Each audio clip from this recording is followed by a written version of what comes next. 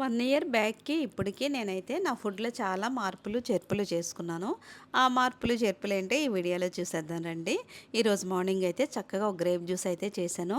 ఈ grape juice అయితే గుండె ఆరోగ్యానికి చాలా మంచిదనమాట. ఆ రోజైతే చాలా యాక్టివ్‌గా ఉంటాం మనం. తర్వాత బ్రేక్‌ఫాస్ట్‌లో అయితే చక్కగా ఇదిగోండి ఉడికిచ్చిన స్వీట్ కార్న్, ఇలా రాగి జావా ఎక్కువగా ప్రోటీన్ ఉన్న బ్రేక్‌ఫాస్ట్‌ని మనం ఇలా ప్రిపేర్ చేసుకున్నామంటే చాలా హెల్తీ కూడా ఇది. చాలా కడుపు నిండుగా అనిపిస్తది. చాలా సేపటి వరకు మనకు ఆకలైతే అనిపించదనమాట.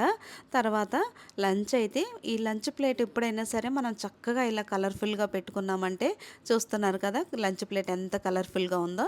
ఇందులో నేనైతే కూరలు ఎక్కువ, రైస్ తక్కువ పెట్టుకున్నాను. అందులో మళ్ళీ బ్లాక్ రైస్ అయితే పెట్టుకున్నాననమాట. లంచ్ ఎప్పుడు ఇలా తిన్నామంటే చాలా హెల్తీగా ఉంటాము. తర్వాత ఇదిగోండి ఒక స్వీట్ అయితే పంచదార, బెల్లం లేకుండా హనీతో చేశాను. పెసరపప్పు, ముడి బియ్యంతో పొంగలి.